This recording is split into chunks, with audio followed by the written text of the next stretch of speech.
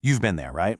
Standing in a store, staring at this wall of products, and just feeling completely overwhelmed. You want to make a good choice, but you're practically drowning in technical terms and a million options you don't really get. Well, today, we're going to flip that script and turn all that confusion into pure confidence. It usually starts with what seems like a simple question. You're just trying to buy a new camera, and suddenly you're on the spot. Point and shoot, something fancier. Uh-oh. The jargon has already started, and you're just trying to get your bearings. So what do? You try to sound like you know what you're talking about. You repeat a few key phrases you saw online or maybe heard from a friend.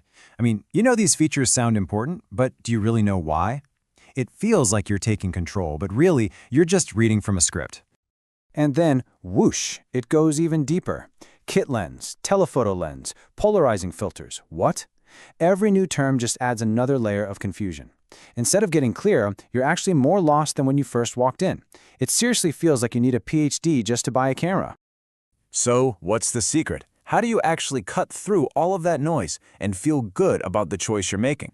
Turns out, there's a simple skill that can help you navigate not just the camera store, but honestly, countless decisions you make in your life. And the answer is research. Now, I know what you might be thinking. Research sounds so formal, so complicated, maybe something that's only done in a lab with a white coat on, but really, at its core, it's a super practical tool that any of us can use to get some clarity. Let's just strip it all the way down. Research is simply the process of finding answers. That's it. It's about taking a problem, like which camera should I buy, turning it into a bunch of smaller questions, and then finding the info you need to make a decision you're actually happy with. And look, with just a tiny bit of research, that salesperson's first question suddenly makes perfect sense. A point and shoot is simple. It's for casual pictures. That fancier option, the digital SLR, gives you way more artistic control. See? All of a sudden, the noise starts to fade away and a clear choice starts to take shape. So, how do you actually do it? Well, the great news is that research isn't some kind of mysterious, secret art form. It's actually a pretty logical process, a simple path that you can follow to get from a question all the way to a confident conclusion. Let's just break it down into 4 easy steps. It's super simple. First, you ask the right questions. Second, you go out and gather the information to answer them. Third, you analyze that info so you actually understand it. And finally, you draw your conclusion. Boom, decision made. Okay, so step 1, asking the right questions. Remember all that jargon that was so intimidating in the store? Instead of letting it overwhelm you, you turn each of those confusing terms into a question. Kit lens and telephoto lens stop being buzzwords and become specific things you just need to figure out. This, right here, is how you take back the power. And that brings us to steps 2 and 3, getting that info and making sense of it. So you ask, what is a kit lens? And you find out, oh, it's just the standard all-purpose lens.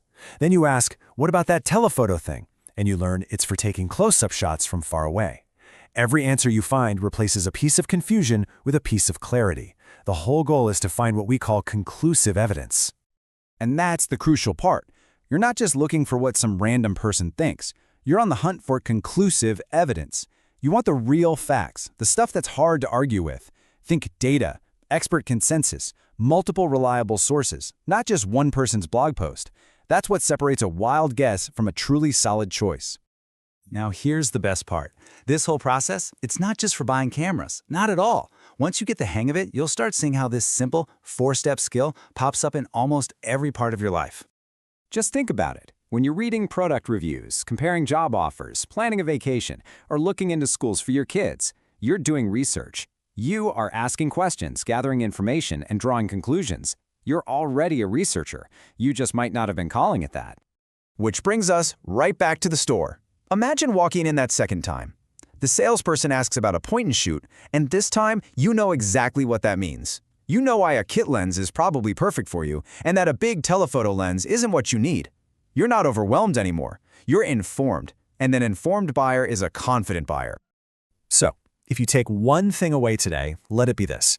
Research is not some exclusive club for academics. It's a fundamental tool for curiosity, for clarity. It's for anyone who wants to make better decisions and move through a pretty complex world with a lot more confidence. It's for all of us. So, as we wrap up, I'll just leave you with this thought. Every big decision really just starts with one small question. Now that you've got a simple framework for finding answers, what question are you going to tackle next?